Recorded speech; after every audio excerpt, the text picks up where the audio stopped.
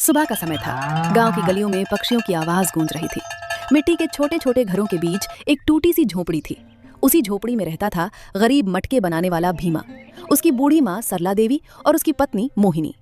भीमा सुबह सुबह नदी के किनारे से मिट्टी लाता, पूरे दिन चाक पर मटके बनाता और शाम को उन्हें बेचकर जैसे तैसे घर का खर्च चलाता था। उसकी माँ सरला देवी बूढ़ी हो चुकी थी, हाथ कांपते थे, कमर झुक गई थी, लेकिन फिर भी बेटे का बोझ हल्का करने के लिए जितना हो सके उतना काम करती थी। लेकिन उसी घर में एक और इंसान रहती थी, मोहिनी। मोहिनी सुंदर थी, लेकिन उससे कहीं ज्यादा घमंडी, आलसी और लालची थी। अरे राम, हाथ अब पहले जैसे नहीं रहे। फिर भी अगर मैं थोड़ा बहुत काम ना करूं तो मेरा बेटा अकेला कितना करेगा। भगवान, बस उसे सुख दे देना। उसी समय भीतर से मोहिनी की तेज आवाज आती है। अरे माँ जी, इतनी धीरे धीरे झाड़ू लगाएगी तो दोपहर हो जाएगी। मेरी नींद भी खराब कर दी, थोड़ा चैन से भी नहीं रहने देती। सरला देवी घबराकर झाड़ू रोक देती हैं। बहू, मैं तो बस आंगन साफ कर रही थी। सोचा जब तुम उठोगी तब तक सब काम हो जाए। काम हो जाएगा? आपसे तो एक घड़ा भी ठीक से नहीं उठता। हर समय बेटे के सामने सीधी बनने का नाटक करती रहती हो। सरला देवी चुपचाप सिर झुका लेती हैं। तभी भीमा मिट्टी की टोकरी लेकर घर लौटता है। माँ, ये लो, मिट्टी ले आया हूँ, आज अच्छे मटके बनेंगे। फिर वह मुस्कुराकर मोहिनी से कहता है, मोहिनी, जरा पानी दे दो, सुबह से नदी तक गया था, बहुत प्यास लगी है। मोहिनी बिना उसकी तरफ देखे चारपाई पर बैठ जाती है। मैं कोई नौकरानी हूँ क्या? खुद जाकर पी लो, मुझे अभी आराम करना है। भीमा कुछ पल चुप रहता है। सरला देवी तुरंत अंदर जाकर पानी लाती हैं। ले बेटा, पानी पी ले। भीमा पानी पीते हुए माँ के कांपते हाथ देखता है। माँ, आपने फिर काम किया। मैंने कितनी बार कहा है कि अब आप आराम किया करो। जब तक सांस चल रही है, बेटे का हाथ पटाना भी तो मेरा काम है। भीमा की आंखें भर आती हैं। कुछ समय बाद भीमा चाक घुमाकर मटके बना रहा था। मोहिनी वहीं आकर खड़ी हो गई। सुनो जी, कब तक ये मिट्टी के मटके बनाते रहोगे? पूरे गांव में देखो कितने लोग अच्छे कपड़े पहनते हैं, उनकी औरतों के पास गहने हैं, और मैं हर समय यही पुराने कपड़े पहनूं। मोहिनी, मैं मेहनत तो पूरी करता हूँ, लेकिन मिट्टी के मटकों से जितनी कमाई होती है उतने में बस घर चल पाता है। मुझे बहाने मत सुनाओ, मेहनत करने से कुछ नहीं होता। पैसा चाहिए, बहुत सारा पैसा। ठीक है, गुस्सा मत हो, मैं कोशिश करूंगा। कोशिश नहीं, मुझे नतीजा चाहिए। अगले मेले तक अगर मेरे लिए सोने की बालियां नहीं आई तो समझ लेना मैं किसी की बातें नहीं सुनूंगी। भीमा चुपचाप मिट्टी गूंथने लगता है। दोपहर हो चुकी थी। सरला देवी रसोई में सूखी रोटियां बना रही थी। भीमा अंदर आता है। माँ, आज फिर आपने खाना बनाया? क्या करती बेटा, बहू ने कहा कि उसका मन नहीं है। भीमा गहरी सांस लेता है। माँ, मैं सब समझता हूँ, लेकिन घर में झगड़ा भी तो नहीं चाहता। बेटा, घर प्यार से चलता है, गुस्से से नहीं। तू बस धैर्य रख, शायद एक दिन बहू बदल जाए। मैं भी यही चाहता हूँ माँ। शाम को भीमा मटके बेचने बाजार जाता है। एक बुजुर्ग ग्राहक आता है। बेटा, एक बड़ा मटका देना। भीमा मुस्कुराकर सबसे अच्छा मटका निकाल देता है। कितने पैसे? जितनी कीमत है उतनी ही दीजिए। बुजुर्ग खुश होकर पैसे दे देते हैं। पास खड़ा दुकानदार धीरे से कहता है, भीमा, तू बहुत सीधा है, थोड़ा ज्यादा दाम मांगा कर। नहीं काका, किसी की मजबूरी देखकर ज्यादा पैसे लेना ठीक नहीं। दुकानदार मुस्कुराकर सिर हिला देता है। भीमा कुछ पैसे लेकर घर लौटता है। भीमा के आते ही मोहिनी पैसे गिनने लगती है। बस इतने? पूरे दिन की मेहनत के बाद भी इतने थोड़े? आज बाजार में लोग कम थे, मैं क्या करता तुम ही बताओ। मुझे कुछ नहीं सुनना। इतने पैसों में तो मेरा एक सपना भी पूरा नहीं होगा। वो गुस्से में पैसे जमीन पर फेंक देती है। सरला देवी तुरंत पैसे उठाने लगती हैं। बहू, मेहनत की कमाई को यूं मत फेंको। आप बीच में मत बोला करो, हर समय बेटे के सामने मुझे सीख देती रहती हो। मैं तो सिर्फ... चुप! आपकी से ही ये हमेशा गरीब रहेगा। हर समय दया, ईमानदारी और अच्छाई की बातें सिखाती रहती हो। भीमा पहली बार थोड़ा सख्त आवाज में बोलता है। मोहिनी, माँ से इस तरह बात मत करो, अपने हद में रहना सीखो। तो क्या कर लोगे? तुम्हारे पास है ही क्या? हद तो तुम जैसे लोगों की होती है, मेरी नहीं। पता नहीं मैंने तुमसे शादी ही क्यों किया। मेरी माँ तो इस रिश्ते के लिए मान ही नहीं रही थी। मैं तो मेरे बाबा के वजह से ये फंस गई। इतना कहकर वो अंदर चली जाती है। घर में सन्नाटा छा जाता है। रात को सरला देवी बाहर आसमान की तरफ देख रही थी। भीमा उनके पास बैठ जाता है। माँ, मैं अच्छा बेटा भी नहीं बन पा रहा और अच्छा पति भी नहीं। ऐसा मत कह बेटा, तू मेहनती है, ईमानदार है, भगवान मेहनत का फल देर से देते हैं, लेकिन देते जरूर हैं। लेकिन माँ, कब तक? मैं चाहता हूँ कि आपको आराम मिले, आपकी दवा समय पर आए, घर ठीक हो जाए। मेरे लिए चिंता मत कर। मुझे दुख अपनी बीमारी का नहीं, दुख इस बात का है कि इस घर में अपनापन कम होता जा रहा है। भीमा चुप हो जाता है। उधर कमरे में मोहिनी अकेले बैठी सोच रही थी। इस गरीबी में मेरा दम घुटता है। अगर भीमा ऐसे ही सीधा बना रहा तो कभी अमीर नहीं बन पाएगा। कुछ बड़ा करना पड़ेगा, चाहे जैसे भी हो।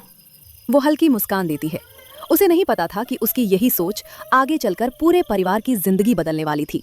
अगली सुबह भीमा हमेशा की तरह चाक पर बैठकर मटके बना रहा था।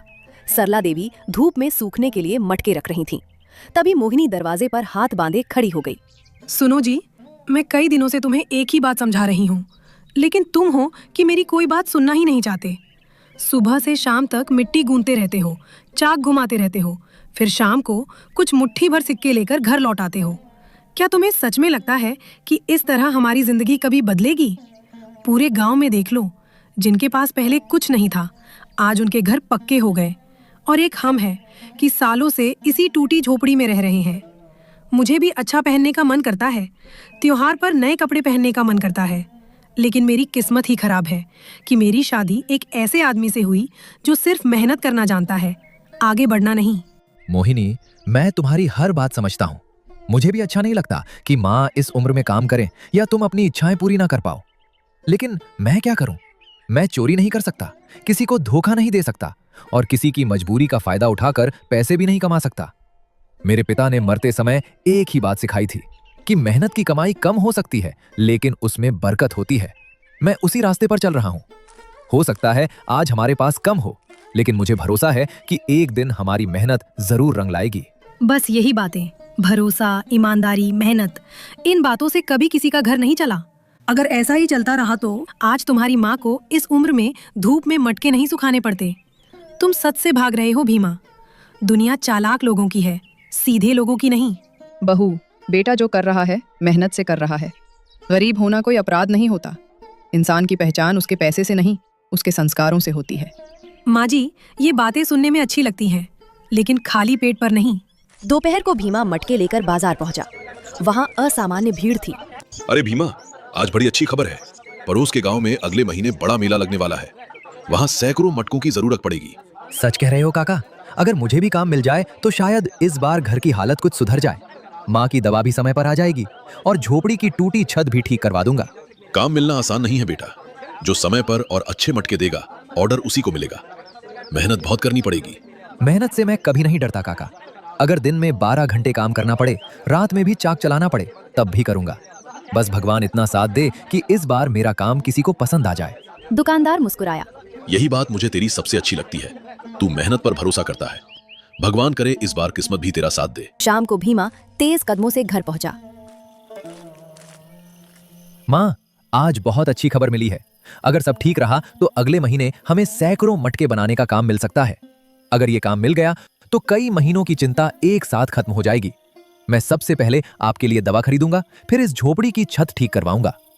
भगवान तेरा भला करे बेटा। मैं तो हमेशा यही प्रार्थना करती हूँ कि तेरी मेहनत रंग लाए। तूने कभी किसी का बुरा नहीं किया, इसलिए मुझे भरोसा है कि भगवान भी तुझे निराश नहीं करेंगे। तभी मोहिनी बाहर आई। अगर इतना बड़ा काम मिलने वाला है तो इस बार दाम दोगुने रखना। लोगों को जरूरत होगी तो वे खुद ज्यादा पैसे देंगे। मौका बार बार नहीं मिलता। नहीं मोहिनी, सही चीज का सही दाम लेना ही ठीक है। अगर मैं लालच में आकर ज्यादा पैसे मांगूंगा तो लोग किसी दूसरे कुम्हार से मटके खरीद लेंगे। भरोसा टूटने में एक दिन लगता है, लेकिन बनने में सालों लग जाते हैं। यही सोच तुम्हें हमेशा गरीब रखेगी। अगली सुबह सूरज की पहली किरण आंगन में पड़ी ही थी कि भीमा हमेशा की तरह चाक के सामने बैठ गया। उसके हाथ तेजी से घूम रहे थे, लेकिन चेहरे पर एक अलग ही उम्मीद दिखाई दे रही थी। सरला देवी धीरे धीरे तैयार मटकों को उठाकर धूप में रख रही थीं। उम्र की वजह से उनके हाथ कांप रहे थे, फिर भी वे बेटे का काम हल्का करने की कोशिश कर रही थीं। उसी समय गांव का दुकानदार तेजी से उनके घर पहुंचा। अरे भीमा, आज तुम्हारे लिए ऐसी खबर लाया हूं जिसे सुनकर तुम्हारी महीनों की चिंता दूर हो सकती है। आइए काका, इतनी सुबह सुबह कैसे आना हुआ? सब ठीक तो है? सब ठीक ही नहीं, बहुत अच्छा है। पड़ोस के गांव के मेले की समिति ने पूरे इलाके के मटके देखे हैं। उन्होंने कहा कि सबसे मजबूत, सबसे अच्छे और सबसे साफ मटके तुम्हारे हैं। अगर तुम 5 दिनों के अंदर 200 मटके तैयार कर दो तो पूरा ऑर्डर तुम्हें मिलेगा। कुछ पल के लिए भीमा कुछ बोल ही नहीं पाया। काका, मेरे जैसे गरीब आदमी पर इतना बड़ा भरोसा? मैं तो सोच भी नहीं सकता था। 200 मटके बनाना आसान नहीं होगा, लेकिन अगर भगवान ने साथ दिया तो मैं दिन रात एक कर दूंगा। माँ की दवा भी समय पर आ जाएगी, घर की टूटी छत भी ठीक हो जाएगी। सबसे बड़ी बात, माँ को फिर इस उम्र में काम नहीं करना पड़ेगा। इसीलिए तो ये काम तुझे मिला है। तूने कभी अपने काम में मिलावट नहीं की। लोग तेरे मटके खरीद कर खुश रहते हैं।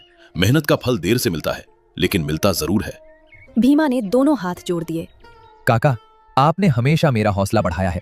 मैं आपकी उम्मीद कभी नहीं टूटने दूंगा। दुकानदार के जाते ही मोहिनी तेज कदमों से बाहर आई।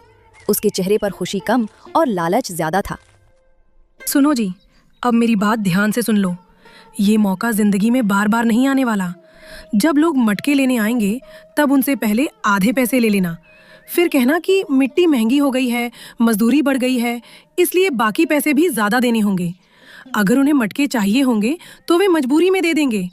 ऐसे ही लोग अमीर बनते हैं। मोहिनी, मैं किसी की मजबूरी का फायदा नहीं उठा सकता। अगर किसी ने मुझ पर भरोसा करके काम दिया है तो मैं उस भरोसे को कभी नहीं तोड़ूंगा। मुझे पैसे जरूर चाहिए, लेकिन गलत तरीके से नहीं। यही तुम्हारी सबसे बड़ी कमजोरी है। तुम हमेशा दूसरों की सोचते हो, अपने घर की नहीं। जरा इधर देखो, ये टूटी हुई झोपड़ी, माँ जी के पुराने कपड़े, मेरे फटे हुए दुपट्टे, क्या यही जिंदगी चाहिए तुम्हें? कभी मेरे बारे में भी सोच लिया करो। मुझे भी तो अच्छे कपड़े पहनने का मन करता है। मुझे भी अच्छा घर चाहिए। मैं कब तक लोगों के ताने सुनती रहूं? मैं तुम्हारी हर इच्छा पूरी करना चाहता हूँ, लेकिन ऐसा पैसा लेकर नहीं जो किसी के आंसू से आया हो। अगर आज मैंने लालच कर लिया तो कल कोई मुझ पर भरोसा नहीं करेगा। ईमानदारी खोकर कमाया हुआ धन ज्यादा दिन नहीं टिकता। ईमानदारी, ईमानदारी, बस यही रट लगा रखी है। देख लेना, इसी ईमानदारी के कारण पूरी जिंदगी मिट्टी में ही हाथ गंदे करते रहोगे। भीमा ने कोई जवाब नहीं दिया और फिर से चाक चलाने लगा। मोहिनी अंदर चली गई। सरला देवी ने भीमा के पास आकर बैठ गईं। बेटा, एक बात पूछूं? बुरा तो नहीं मानेगा? माँ, आपके सामने मैं कभी बुरा मान सकता हूँ क्या? कहिए। मुझे बहू की बातें सुनकर डर लगने लगा है। पहले वो सिर्फ शिकायत करती थी, अब वो तुझे गलत रास्ता अपनाने के लिए मजबूर करने लगी है। लालच बहुत बुरी चीज होती है बेटा। ये पहले इंसान की सोच बदलता है, फिर उसका स्वभाव और आखिर में उसका पूरा जीवन। मैं भी सब समझता हूँ माँ। कई बार मन करता है कि मोहिनी को डांट दूं, शायद समय के साथ सब ठीक हो जाए। अगर मैं भी गुस्सा करने लगूं तो ये घर घर नहीं, लड़ाई का मैदान बन जाएगा। धैर्य रखना अच्छी बात है, लेकिन हर बार चुप रहना भी ठीक नहीं होता। कुछ लोग प्यार की भाषा समझते हैं, कुछ लोग सिर्फ स्वार्थ की। मुझे डर है कि कहीं बहू का यही लालच किसी दिन बड़ी मुसीबत न बन जाए। भीमा ने माँ की तरफ देखा। उसके चेहरे पर चिंता साफ दिखाई दे रही थी। जब तक मैं जिंदा हूँ मैं इस घर पर कोई आंच नहीं आने दूंगा माँ, चाहे मुझे कितनी भी मेहनत करनी पड़े। सरला देवी की बात सुनने के बाद भीमा फिर से अपने काम में लग गया। चाक घूमने लगा और उसके हाथ एक के बाद एक सुंदर मटकों का आकार देने लगे। उधर मोहिनी दरवाजे के पास खड़ी चुपचाप उसे देख रही थी। उसके मन में बार बार एक ही बात घूम रही थी। ये आदमी कभी नहीं बदलेगा। इसे जितना समझाओ उतना ही ईमानदारी का पाठ पढ़ाने लगता है। अगर मैं इसकी बात मानती रही तो सारी उम्र इसी मिट्टी के घर में गुजर जाएगी। नहीं, अब मुझे खुद कुछ करना होगा। अगर भीमा मेरी बात नहीं मानेगा तो मैं ऐसा रास्ता निकालूंगी कि उसे मेरी बात माननी ही पड़े।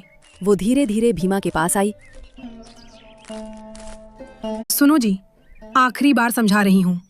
दुनिया में वही आगे बढ़ता है जो मौका पहचानता है। तुम हर इंसान को अपना समझ लेते हो, लेकिन क्या किसी ने तुम्हारी गरीबी देखकर तुम्हारी मदद की? क्या किसी ने तुम्हारी माँ की दवा खरीद कर दी? क्या किसी ने हमारे टूटे हुए घर की छत बनवाई? नहीं ना। फिर तुम क्यों हर किसी की चिंता करते रहते हो? मोहिनी, मैं लोगों की मदद इस उम्मीद से नहीं करता कि वे मेरी मदद करेंगे। इंसान का कर्म कभी बेकार नहीं जाता। आज नहीं तो कल उसका फल जरूर मिलता है। अगर मैं भी दूसरों जैसा बन गया तो मेरे और उनमें फर्क ही क्या रह जाएगा? फर्क यही रहेगा कि वे लोग अमीर होंगे और तुम हमेशा गरीब रहोगे। तुम्हें गरीबी से प्यार हो गया है, लेकिन याद रखना, मुझे नहीं हुआ। इतना कहकर मोहिनी तेज कदमों से अंदर चली गई। दोपहर तक ये खबर पूरे गांव में फैल चुकी थी कि मेले का सबसे बड़ा ऑर्डर भीमा को मिला है। चौपाल के पास पानी भरती औरतें उसी की चर्चा कर रही थीं। सुना है भीमा को 200 मटकों का काम मिला है। मिलना ही था। उसके हाथ के बने मटके सबसे मजबूत होते हैं। भगवान मेहनती लोगों का साथ देता है। बेचारा कितने सालों से मेहनत कर रहा है। उसी समय वहां से गंगाराम गुजरा। उसने सबकी बातें सुन ली। वो बिना कुछ बोले आगे बढ़ गया, लेकिन उसके चेहरे पर जलन साफ दिखाई दे रही थी। अपने घर पहुंचकर वो अकेले बड़बड़ाने लगा। कल तक लोग मेरे मटकों की तारीफ करते थे, आज हर तरफ सिर्फ भीमा भीमा भीमा। अगर ये काम उसने पूरा कर दिया तो अगले साल भी ऑर्डर उसी को मिलेगा। फिर मेरा क्या होगा, मेरे बच्चों का क्या होगा? नहीं, कुछ ना कुछ करना ही पड़ेगा।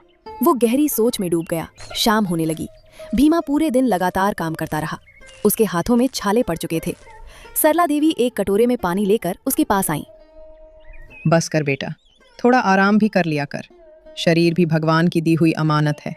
अगर तू ही बीमार पड़ गया तो ये सारा काम कौन करेगा? माँ, बस 2 दिन की बात है।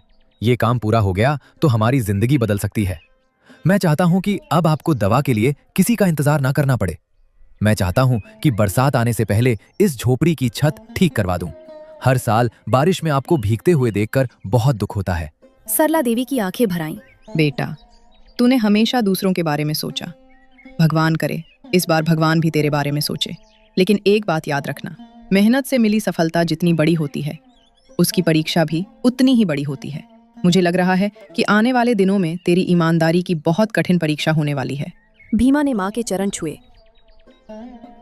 आपका आशीर्वाद मेरे साथ है माँ। जब तक आपका हाथ मेरे सिर पर है, मुझे किसी परीक्षा से डर नहीं लगता। रात ढल चुकी थी। भीमा थक कर सो गया। सरला देवी भी अपने कमरे में आराम करने चली गईं।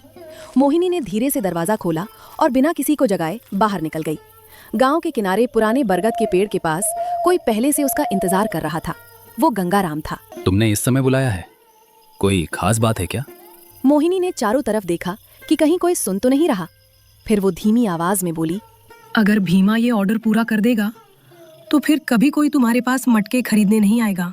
और अगर ये ऑर्डर बीच में ही रुक जाए तो फायदा किसका होगा? ये तुम्हें मुझसे बेहतर पता है। गंगाराम कुछ पल तक चुप रहा। उसने मोहिनी की आंखों में देखा। उसे पहली बार समझ आया कि मोहिनी का लालच उसकी सोच से भी ज्यादा खतरनाक है। दूर झाड़ियों के पीछे वो धीरे धीरे बाहर आया। वो कोई और नहीं बल्कि गांव का वही बुजुर्ग दुकानदार था जो बरसों से भीमा का साथ देते आ रहा था। हे भगवान, लालच इंसान को कितना अंधा कर देता है। भीमा जैसा सीधा और मेहनती लड़का, जिसकी पूरी दुनिया उसका परिवार है, उसी के अपने लोग उसकी मेहनत मिटाने पर उतर आए। नहीं, सुबह होने से पहले मुझे उसे सब सच बता देना होगा। सुबह होते ही भीमा हमेशा की तरह चाक पर बैठ गया। सरला देवी मटके धूप में रख रही थीं। तभी दुकानदार तेज कदमों से वहां पहुंचा। भीमा बेटा, मुझे तुझसे बहुत जरूरी बात करनी है। कल रात मैंने अपनी आंखों से मोहिनी और गंगाराम को बरगद के पेड़ के पास बातें करते देखा। वे दोनों मिलकर तेरे मटके तोड़ने की योजना बना रहे हैं। अगर आज तुझे सावधान नहीं किया तो तेरी सारी मेहनत बर्बाद हो जाएगी। सरला देवी के हाथ कांप उठे। हे भगवान, क्या बहू इतनी बड़ी गलती कर सकती है? मैंने तो हमेशा यही सोचा था कि एक दिन उसका स्वभाव बदल जाएगा, लेकिन आज ये सुनकर मेरा दिल टूट गया। भीमा कुछ देर चुप रहा, फिर शांत स्वर में बोला, काका, आपकी बात पर मुझे पूरा विश्वास है, लेकिन मैं बिना सबूत किसी पर आरोप नहीं लगाऊंगा। अगर वे सच में ऐसा करने आएंगे तो आज रात उनका सच सबके सामने आ जाएगा। मैं लड़ाई नहीं चाहता, बस अपनी मेहनत को बचाना चाहता हूँ। दुकानदार मुस्कुराए। यही बात तुझे सबसे अलग बनाती है बेटा। आज रात मैं और 2 गांव वाले यही रहेंगे। अगर कोई चाल चलेगा तो इस बार बच नहीं पाएगा। पूरा दिन भीमा बिना रुके चाक चलाता रहा। उसके हाथों में छाले पड़ चुके थे, लेकिन उसने एक पल के लिए भी काम नहीं छोड़ा। सरला देवी पानी लेकर आईं। बस कर बेटा, थोड़ा आराम भी कर ले। मुझे तेरी मेहनत पर गर्व है, लेकिन तेरी सेहत उससे भी ज्यादा जरूरी है। माँ, बस आज की रात और है। ये काम पूरा हो गया तो सबसे पहले आपकी दवा लाऊंगा और फिर इस झोपड़ी की छत ठीक करवाऊंगा। अब मैं आपको तकलीफ में नहीं देख सकता। उधर कमरे में बैठी मोहिनी ये सब सुन रही थी। वो मन ही मन मुस्कुराई। बस आज की रात, इसके बाद सब बदल जाएगा। जब ये ऑर्डर रद्द होगा तब भीमा को भी समझ आ जाएगा कि सिर्फ ईमानदारी से घर नहीं चलता। धीरे धीरे रात होने लगी। भीमा ने सोने का नाटक किया, जबकि दुकानदार और 2 गांव वाले आंगन के पास छिप गए। आधी रात के सन्नाटे में घर का दरवाजा धीरे से खुला। मोहिनी बाहर निकली और कुछ दूर अंधेरे में गंगाराम उसका इंतजार कर रहा था। मोहिनी तेज कदमों से गंगाराम के पास पहुंची। चारों तरफ सन्नाटा था।